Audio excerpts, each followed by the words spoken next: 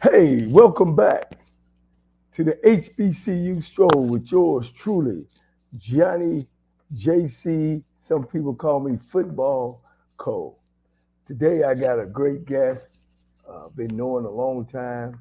He actually brought football, HBCU football, into my house. The first time I've ever heard and seen black college football was him broadcasting Grambling State. And also, one of my other favorites is Doug Williams, who also helped me with my choice of going to school. For decades, his name is Charlie Neal, has been the voice of football for his historically black colleges and universities, an NBA studio host, and one of the architects of modern sports media. He deserved to be better known and celebrated. Let's start now with my special guest, Mr. Charlie Neal. Hey, Coach, Johnny, how you doing?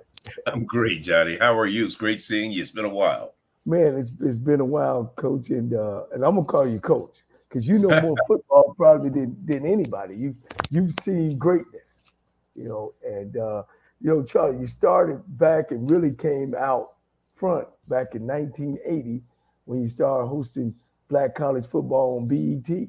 Yeah, yeah. 1980 BET started. The great story is Bob Johnson, who founded BET, contacted me. I was working at a station in Detroit, Michigan. Bob called me, and I didn't know Bob from the Man in the Moon. And of course, someone gave him my name, and he said to me, this was like May or June of 1980. He said, I would like to start a black network, Black Entertainment Television.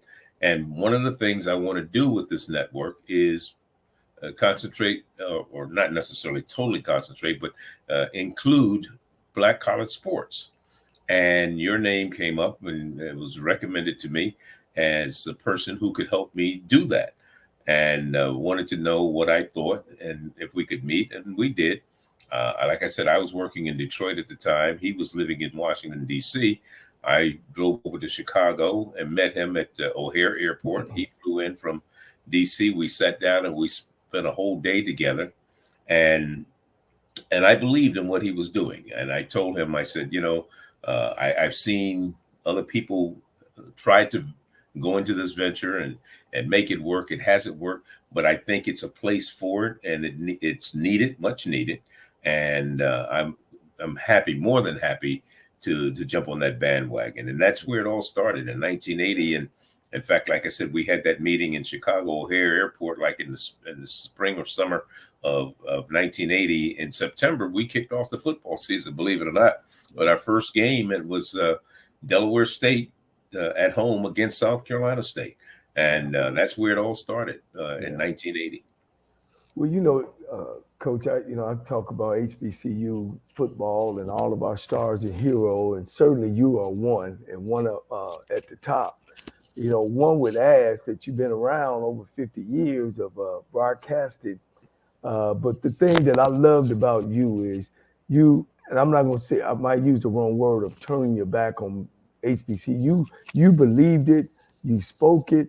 Why did you not ever go over to the mainstream of broadcasting sports? Well, I've done both. I've done both because I was working in regular television, local television. I worked for CBS. I worked for Turner. I worked for the other networks. But I also always kept my ear and my feet to the grindstone when it came to BET and HBCU sports. Uh, as I said, when I started with BET, I was working at a TV station in Detroit. I eventually, a couple of years later, moved to New York. I was working for CBS Sports and BET at the same time. And then in 1984, I went to work for Turner down in Atlanta, doing the NBA and a number of other events and sports for them. But I also still did BET. In fact, during basketball season, it was kind of crazy. I was relaying my schedule the other day to someone during the NBA season. I would fly to Atlanta on Tuesday because I was doing what Ernie Johnson does now.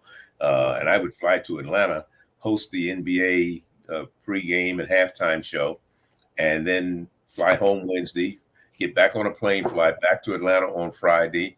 And I was living in Washington, D.C., fly back to Atlanta on Friday, do the show Friday, then Saturday go do a BET game, fly back to Atlanta on Sunday and do the core sports page, and then fly home on Monday, and we start that whole cycle all over again. And that went on from October to like May. That was crazy. Yeah. See, one thing I want the people to know, that one thing that you known for is during COVID, when everybody was canceling games and everything. One of the HBCU schools, what was it, Delaware State, women's and Morgan State women's basketball team. Man, you went out there and broadcast the game anyway. Well, I don't think I had much of a choice, but here's what happened, Johnny. Of course, as you said, the NCAA started canceling events and the conferences started canceling events. I happened to be in Norfolk doing the MEAC basketball tournament. And the day, I believe it was a Thursday, I'm almost sure it was a Thursday, we had the noon game. I believe it was the noon game on that I was broadcasting.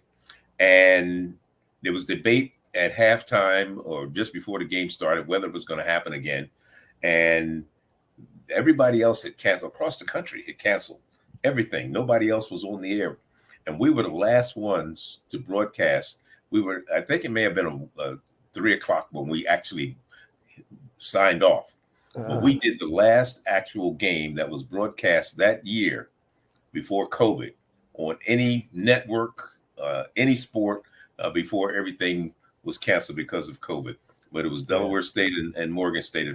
Not long ago, I had lunch with Ed Davis, who's the coach at Morgan State, and he was coaching at that time. And we were kind of laughing and talking about that event going back to that year when COVID just set the world up, turned the world upside down. Well, you know, Batman has Robin and Superman has Lois Lane. Where your man Lim Barney at? You know, I'll be waiting on that for the Black College game going, and then both of y'all go at it. Y'all work great together. We had a great time together. You know, it's kind of interesting how Lim and I partnered up. When Bob came to me about doing these games, he asked me who I would like to work with as a partner. He had selected Roy Jefferson, who had played with the Washington Redskins at the time. That was a person that he knew. And he asked me who I felt I could work with. Well, I had been in Detroit. I had worked in Detroit, and I had broadcast a number of Detroit Lions preseason games. I used to do their preseason games, and then I covered them throughout the season. And I was there when Lim was playing. And after he retired, knowing he went to Jackson State, I said, hey, this is a great a person and a marriage to bring someone who played in HBCU, played in the NFL, was an all-pro, you know, eventually went into the Pro Football Hall of Fame, but, you know, was an all-pro. Why not bring him on board? We worked together for 23 years. And I think we had the longest serving, if not maybe the second longest serving team, other than Madden and Summerall, in terms of longevity, the same two people working together. And Lim Barney was a great partner, had a great time together, some great stories, some I can't tell on the air, but we had some fun times together. Lim, health-wise, not doing fantastic right now, living down in Houston with his daughter, and you know, every now and then we get a chance to talk to him and kind of keep up with him and his health, and hope he continues to improve. Well, I'm gonna put Lim in my prayer, because the influence that you guys put on me, just me personally, and it took me 30 years for me to hear your voice or to talk to you before a game in a championship game. You know, of course, when we won the championship in 2010 in Montgomery, I was more happy to see you and be a part of that. I just want to share that with you. You know, you know, that was just, you know, that was the caveat on winning the championship game, getting interviewed by you. Well, it was so interesting because I see people now that I've done. Quinn Gray, I mean, some of the he just got the job at Albany State. I mean, there's so many former players that are out there that I had a chance to do their games when they were playing. Some of them have risen to be head coaches now, or they're doing whatever they're doing in their careers, not necessarily even coaching. Just a couple of weeks ago, I'm down in Canton, Ohio, for the Pro Football Hall of Fame induction ceremony. And Ken Riley, who was a great athlete, a great friend, a member of the Black College Football Hall of Fame, and they inducted him finally after 40 years into the Pro Football Hall of Fame, 65 career interceptions. But the most gratifying thing of that weekend for me, not only was him going into the Pro Football Hall of Fame, but his son, Ken Riley II, getting a chance to spend some time with him and interview him. And he played for his dad at Florida A&M. And he is now, a fantastic young man.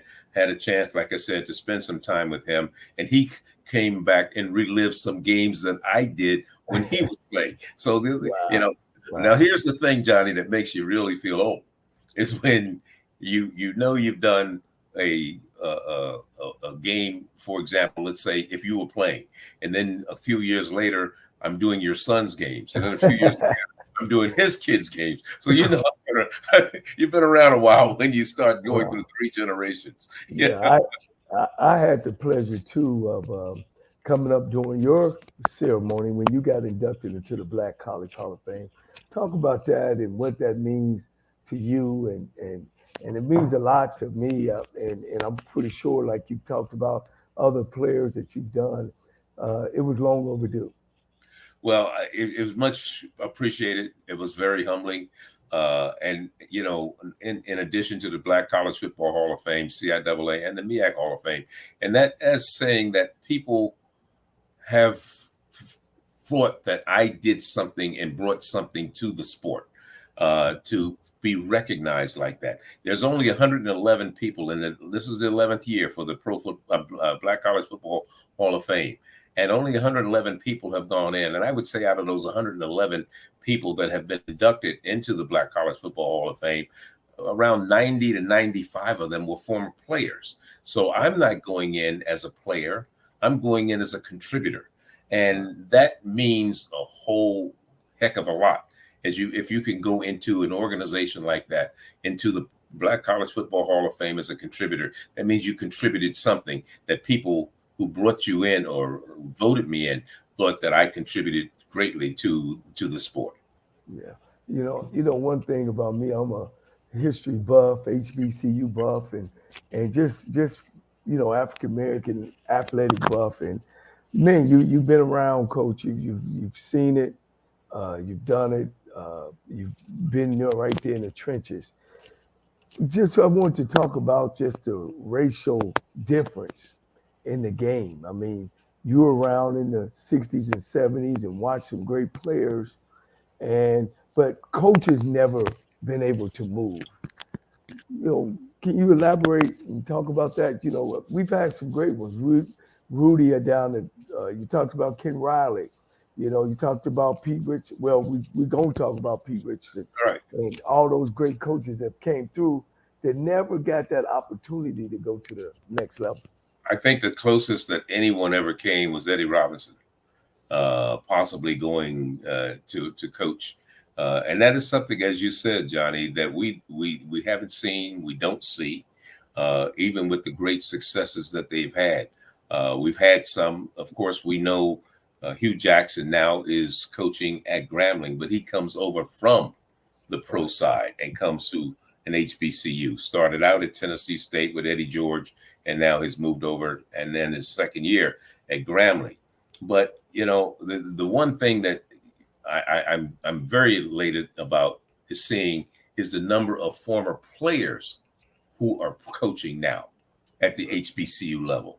And I mentioned Eddie George, and I mentioned there's Eddie Robinson Jr. over at Alabama State, coach at Prairie View. I mean, these are guys who've played professional football, and they're giving something back and had a chance and have coached at various levels and have been able to coach at the pro level.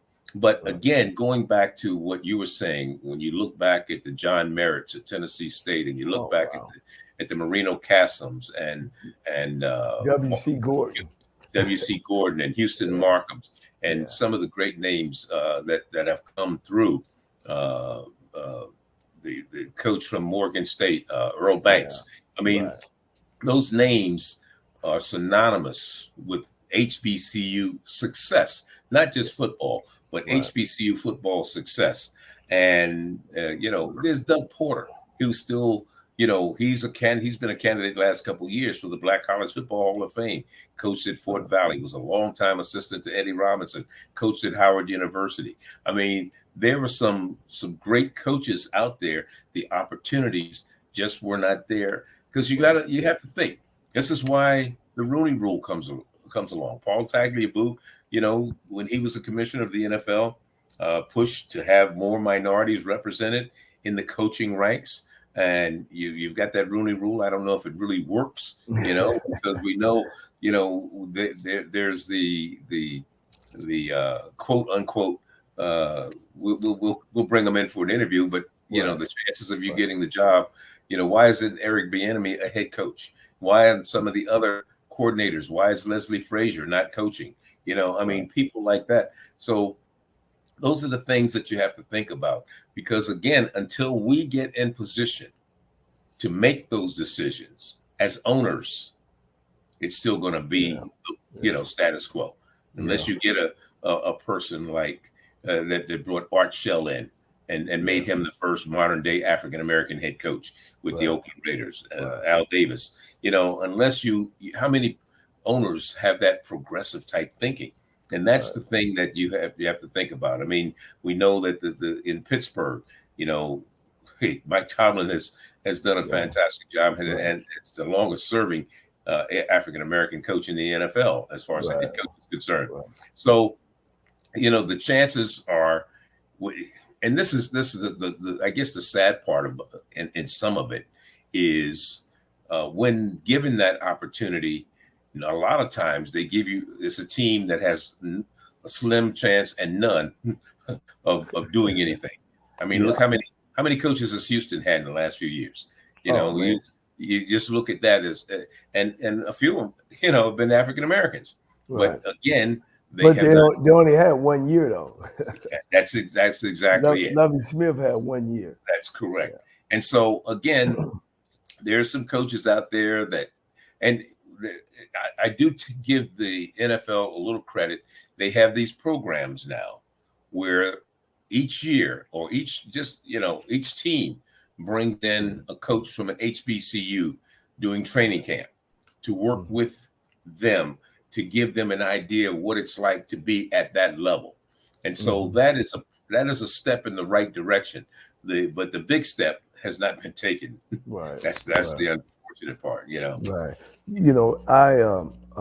And that's true. And, I try to use my show for a base on the college level. Of course, they're definitely not giving us the opportunity in the NBA, but we're not getting the opportunities in the NCAA level.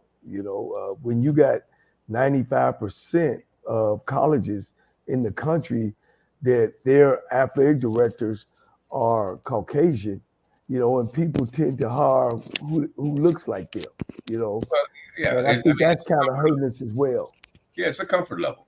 You more familiar with people, like you said, that you can relate to. And a lot of times, even when we get in those positions, we try to show we're not going to be that way. We go the opposite way. So, we can't always, you're in a no-win situation. Right.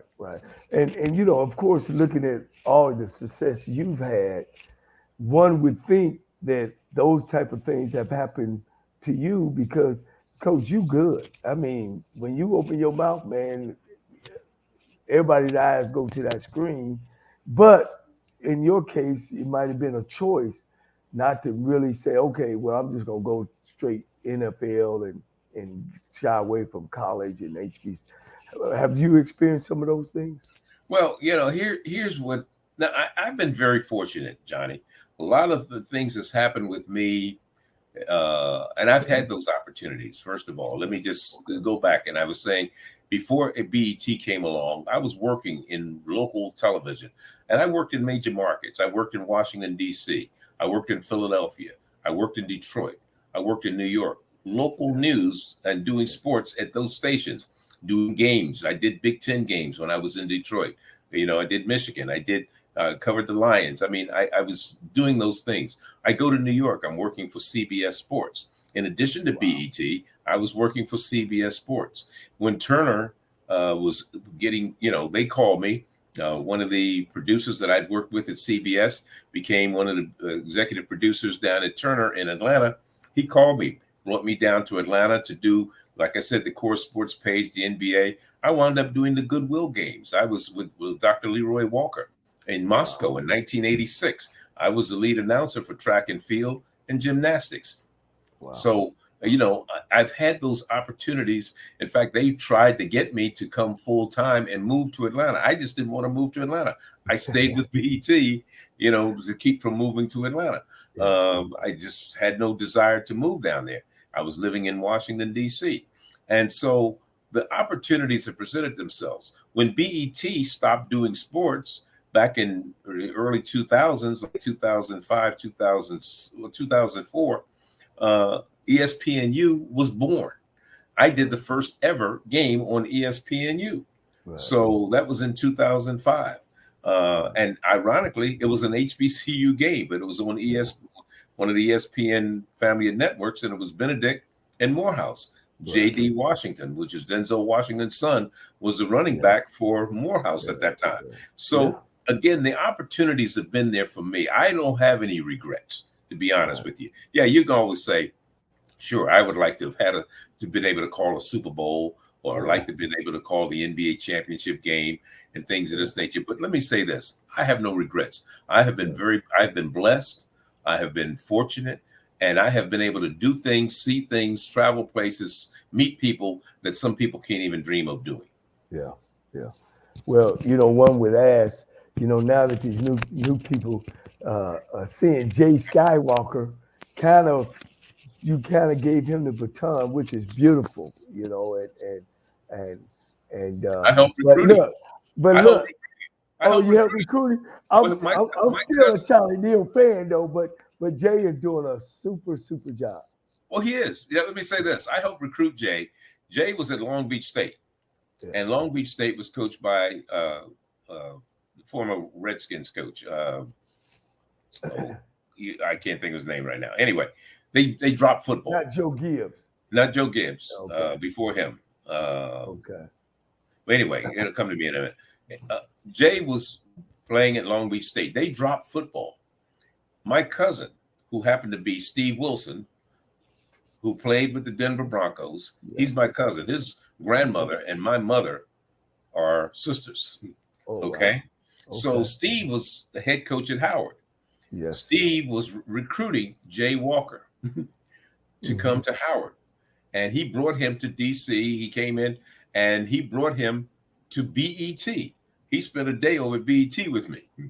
And I think that's what convinced him. Some of those ladies walking the hall at the time at BET, that kind of, plus Howard University's campus is it's hard not to, it's got great eye candy there also. Right. So Jay wound up coming to Howard, had a great career in the 2 years that he was there.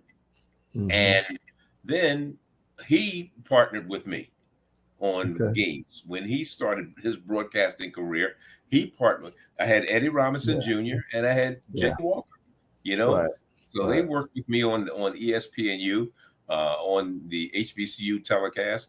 And Jay is, he's been there. This is 2023.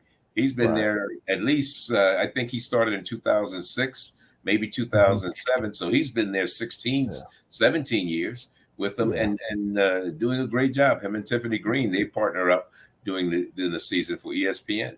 Yeah, he broadcast a couple of my games when I was at Lane College, when we played Morehouse in Atlanta. Sure. Man, all the great things, man, those names still pop up to you. of course we can't go without talking about the HBCU TV Go TV. I watch it every night, because I keep my mind fresh on what's going on, the new things in offense, new things going on defense. Let's talk about the HBCU Go TV. Well, the HBC, it's ironic. Curtis Simons, who's a product of ESPN, he spent 8 years at ESPN, came over from there to BET, was an executive vice president of marketing with Black Entertainment Television, and then left BET.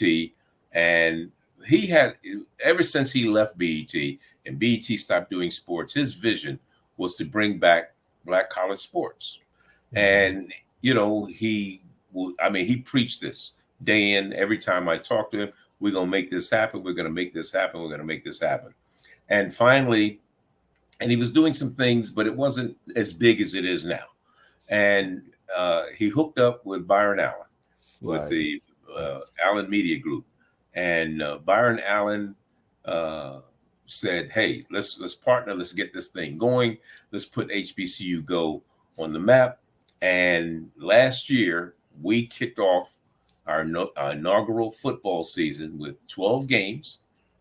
We did from there, we went into basketball. We did 61 basketball games. Wow. So we had one whale of a year, 2022, and going into 2023. And now with 2023, we're upping our game in football this year. We will do 23 football games this season. Okay. We will have doubleheaders starting Labor Day weekend. We'll have doubleheader every Saturday, going, right through November 11th will be the last day of the doubleheader, and we'll close out our season on November 18th with a Prairie View, I believe, at Texas Southern, or vice versa. I'm not sure. Right. But it's Prairie View and Texas Southern playing at the end of no, it won't be Prairie View and Texas Southern. It can't be, because they play at the beginning of the year. So I'm just looking here. Is it Grambling Southern? Oh, well, it ain't Grambling Southern. Arkansas, Pine Bluff, and Texas Southern. That's where we close out the season with football on that day. But then on the 17th, that's the 18th of November. But the 17th of November, we're in Atlanta doing a college tournament, basketball tournament, featuring there'll be 8 HBCU teams playing. We will broadcast 2 of those games on that Friday night. We'll have our football game on Saturday. Then Monday, we go to Tallahassee, Florida for FAMU, and the SWAC has a deal with the Pac-12. And I believe it's Oregon women playing FAMU's women and Cal's men playing FAMU's men. And that'll be on that Monday, the 20th. And we go right through November, December, right into the conference schedule, right into March. So we're looking, to do some great things.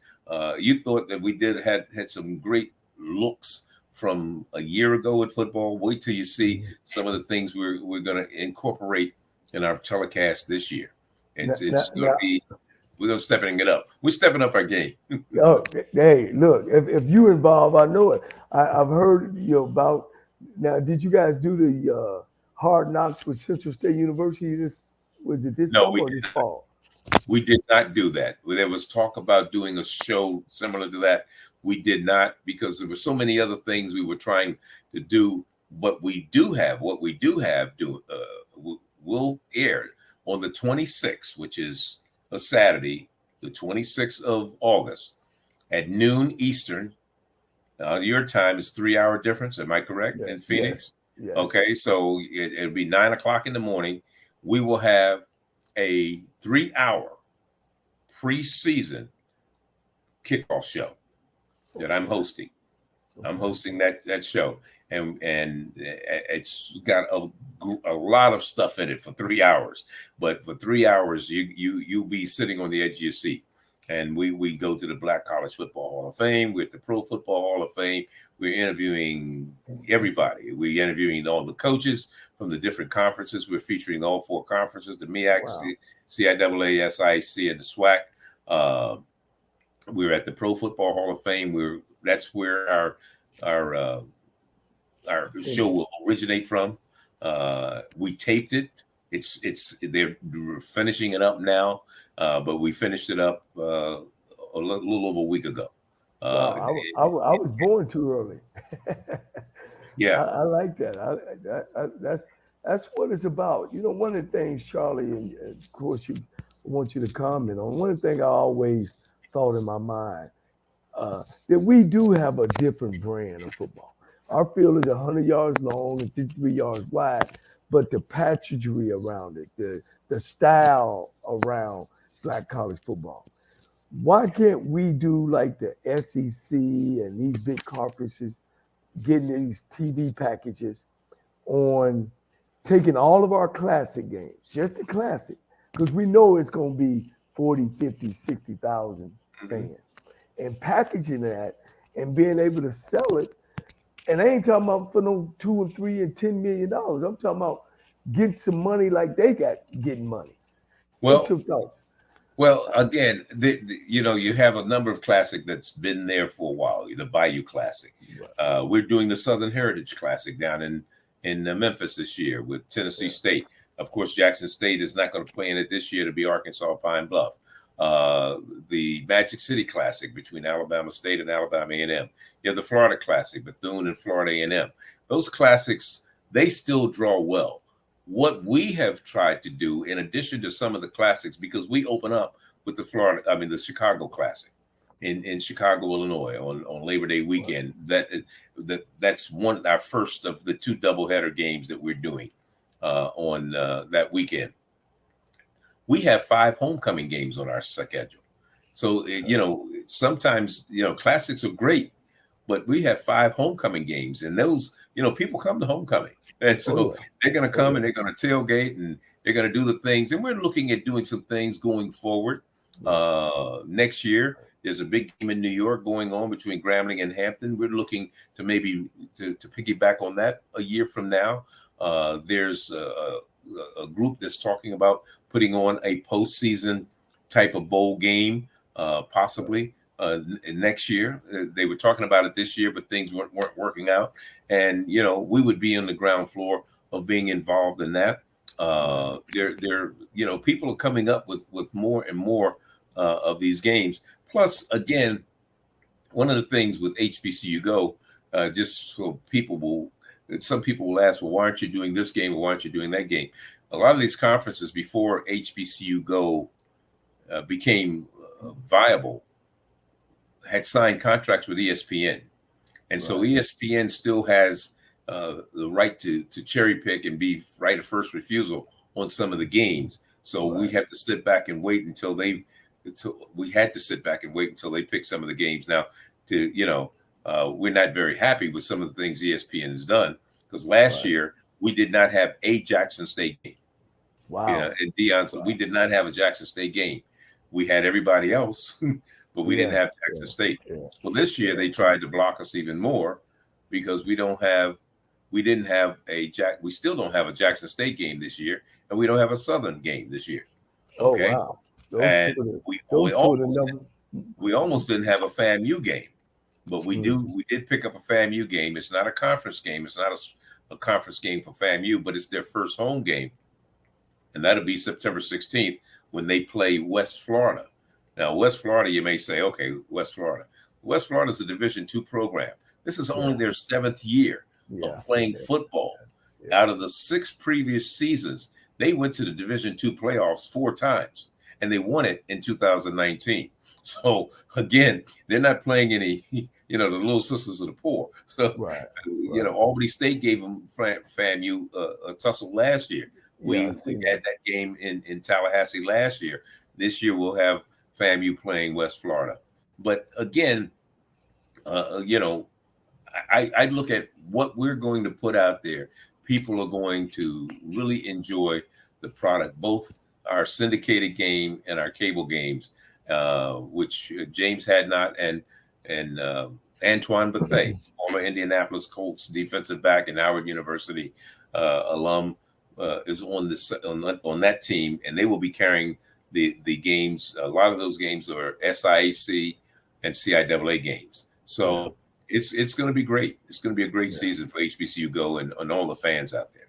Yeah, I'm excited this year to be able to go to a channel where I could see more uh, more black college games.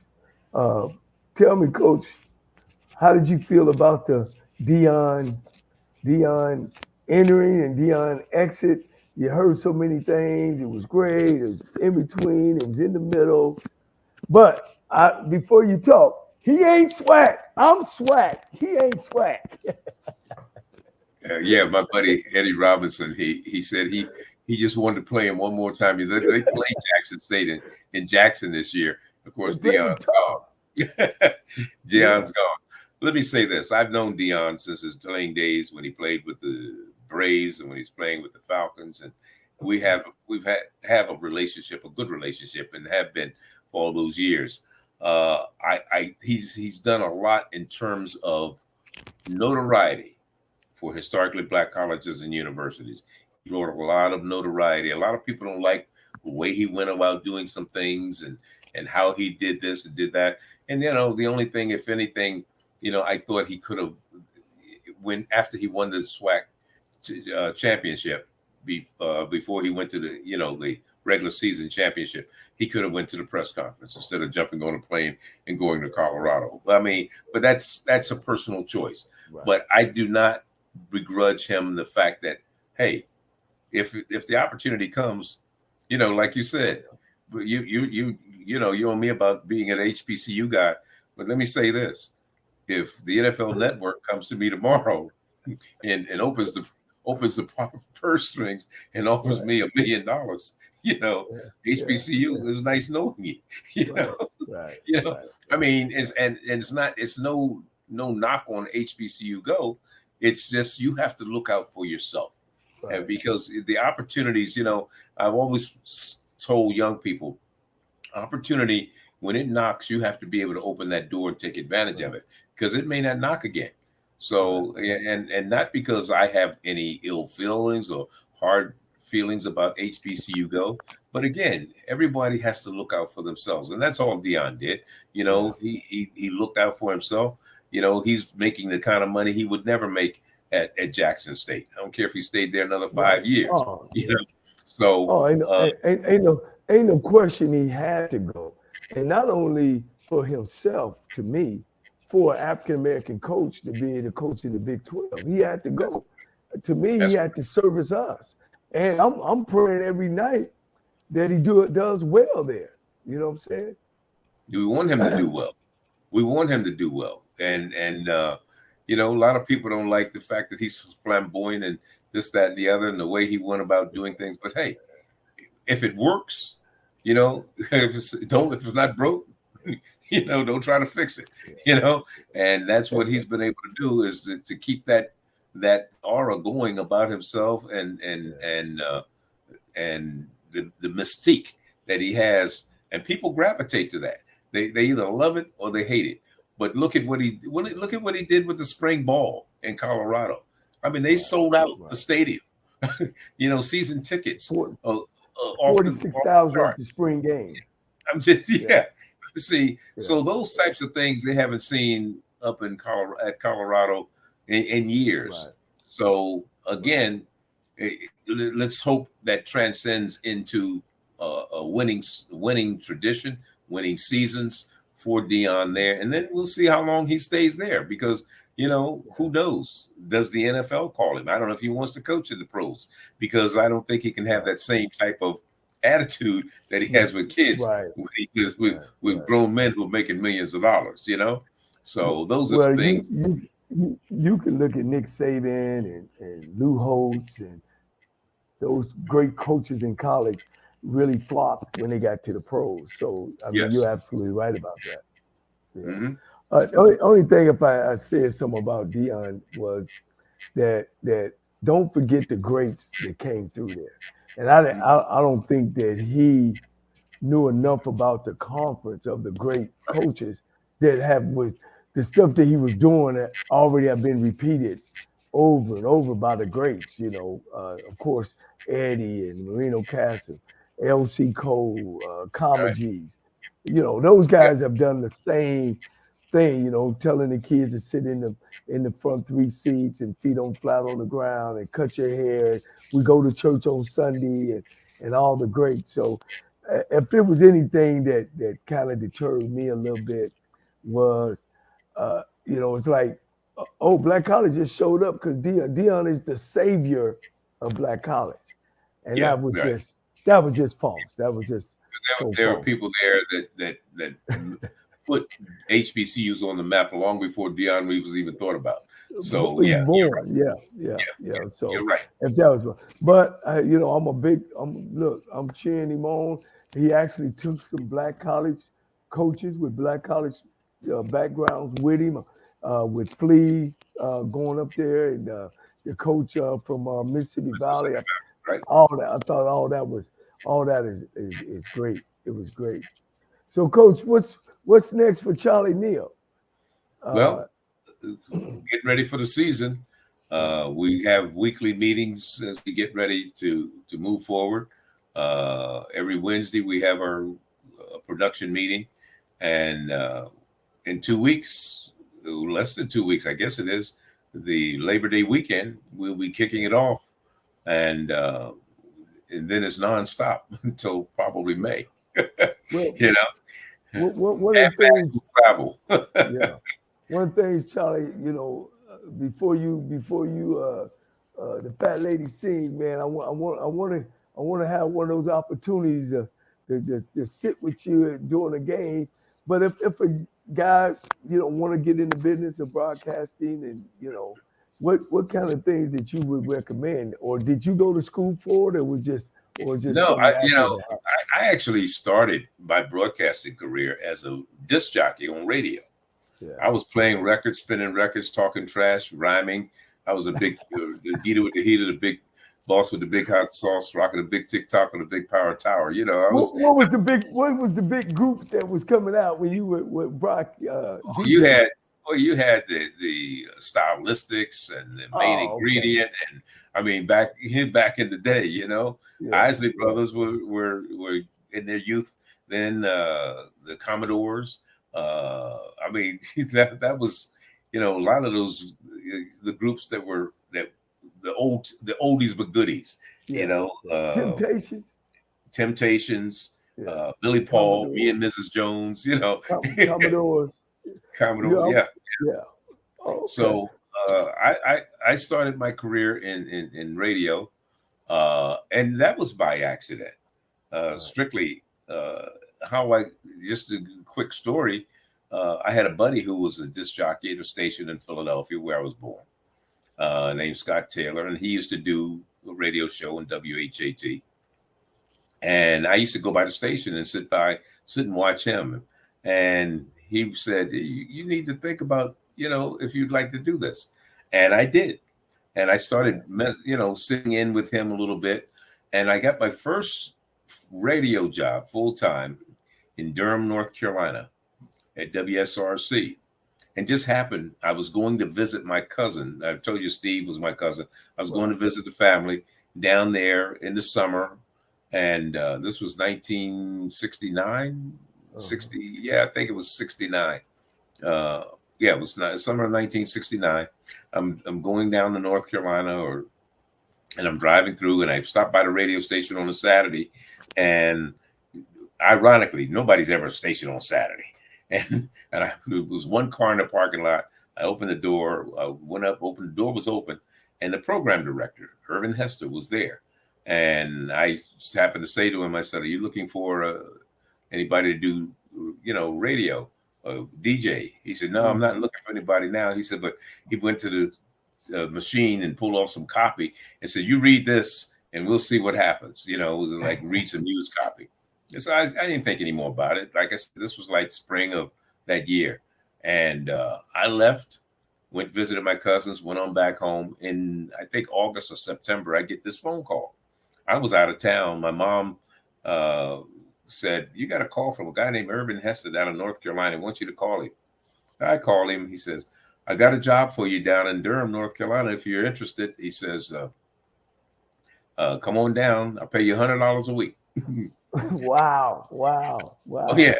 And I looked at it this. I had a job. I was working, and I went to my boss and said, "Look, I'd like to take a leave of absence and try this out to see what happens." And I was making like twice, three times as much money at the time. Okay, but Wow. it was not about the money; it was about the opportunity. And he said to me, if you 6 months or 6 years from now, if you want to come back, you've got a job. But with that type of backing, how could I not take advantage of the situation? So I packed up my little U-Haul and down to Durham, North Carolina I went, uh, stayed there a year. And one of my best friend's brothers was the program director of a radio station in Washington, D.C., Ernie Fields. And Ernie and I knew each other, and he knew I was working in Durham. And he called me and said, "Look, I've got a job for you in Washington, D.C. I pay you $250 a week." And I said, "That sounds good. Let me talk to the boss here," which was Mr. Mays. He was the owner of the station, white gentleman in Durham. And I went up to him and I said, "I have this opportunity to go to Washington, D.C., but if you give me a $10 raise from 100 to 110, because I had a lot of things going on in Durham at the time. I was doing high school football on the radio.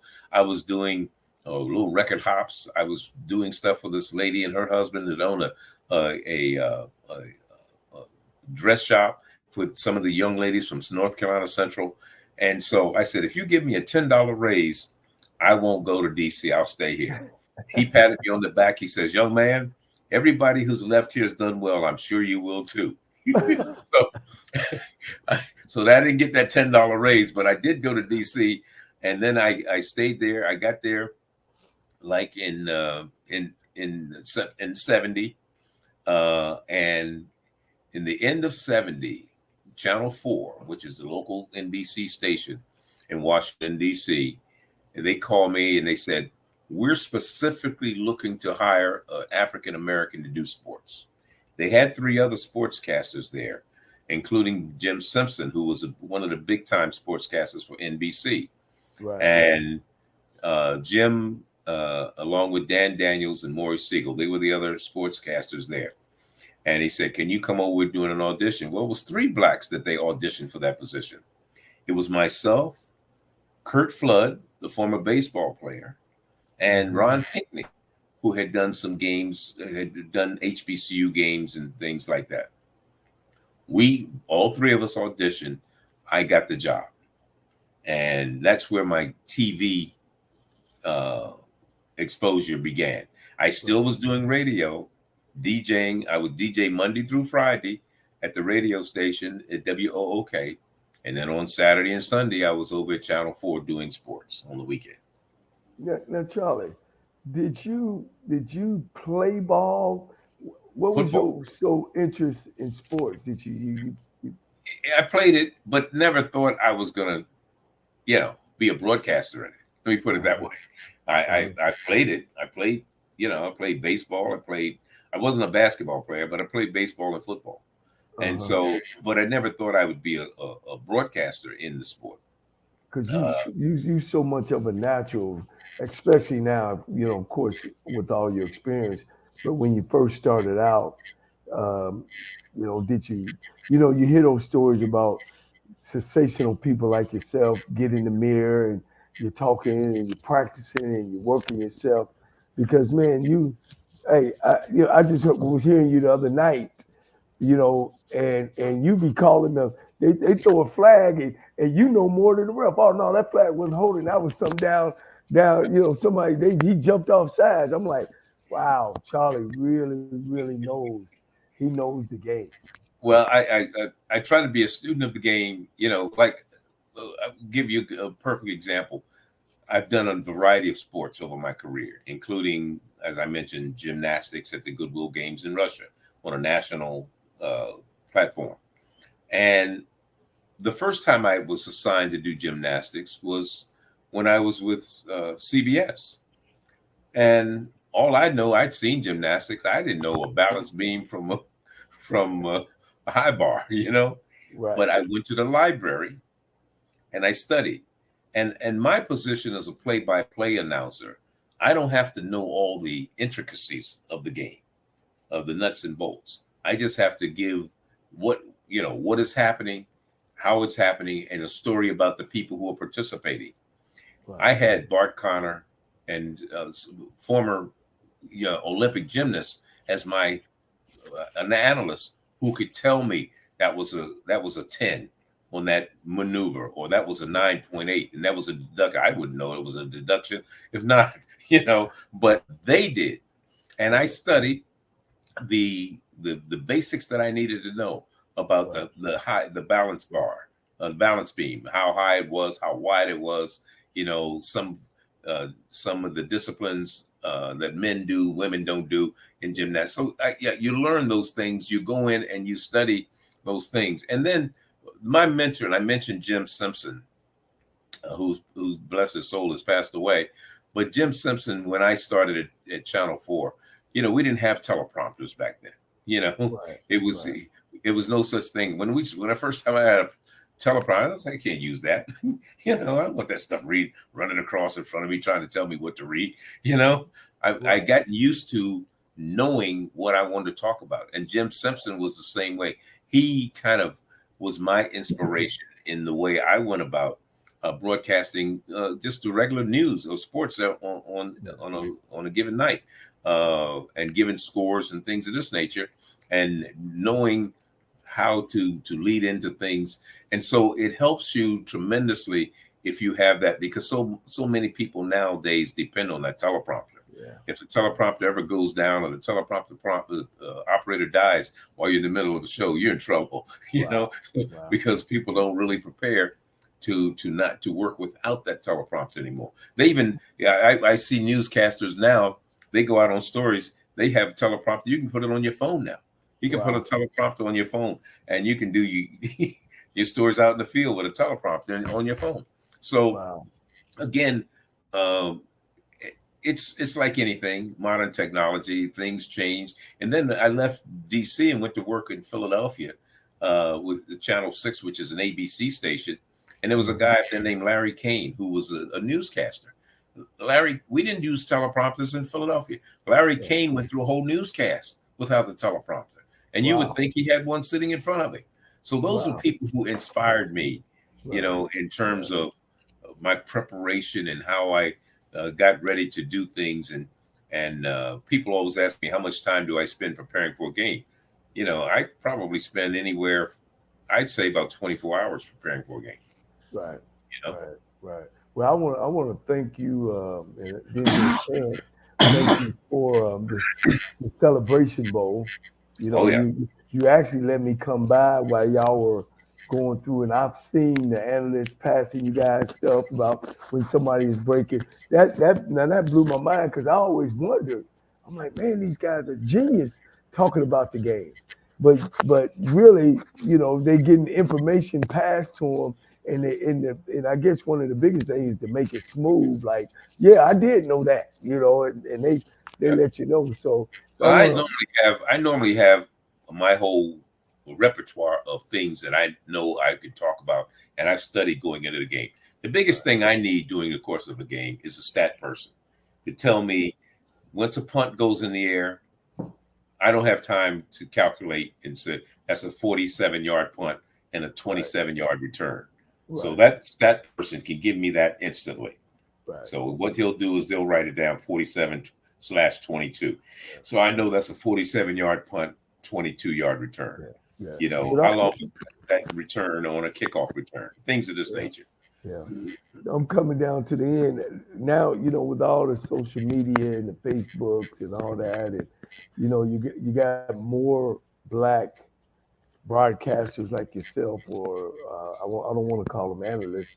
Like my man from Winston-Salem, Stephen A. Smith, and you Mhm. got you're kind of a pioneer to all those guys. And do you ever get a chance to meet them, and Oh yeah, how you feel I know about where Stephen A. media is today for African Sure. Americans? Well, Stephen A. I know Stephen A. Smith. In fact, I was the MC when he was inducted into the CIAA Hall of Fame. James Brown. James Brown did games with me when he first started. Uh, Wow. yeah, yeah, at CBS Sports. So Yeah. I've had fortunately played a part in a number of careers that people have. Not, I didn't have anything to do with Stephen A. Smith's career, but I'm just saying there are people in the business that I know I played a part in their careers, and I feel very fortunate that I was able to do that, and I'm glad that they have turned out to be the professionals that they are. Right. Well, hey, Charlie, thank you. I know it don't took a whole year for me to get you. I got Obama before I got you, but but you to It's all me, you right. that important man. You've always wrapped your arm around me. I thank you. I thank you for this interview, and I look forward to seeing you down the road. And I'll be following you. You'll hear somebody knocking on your door. It'll be me. So All go right, on and get an extra chair for me to just to sit back and watch you get after it. ain't no problem. HBCU Go TV. Y'all got the right person. Again, thank you, Charlie, for this afternoon. All right, Johnny. Thank you. Thank you. Hey, man, that was Charlie Neal, legendary broadcaster, brought Black college athletics into your house. We can't say enough. I've had the opportunity to give him his flowers while he's still getting after it. I'd like to thank you guys for continuing to follow me. I know for the summer I kind of been off, but I'm back on it. And if you feel yourself at the end of the rope, tie a knot, hold on tight, because ain't nobody bad like you.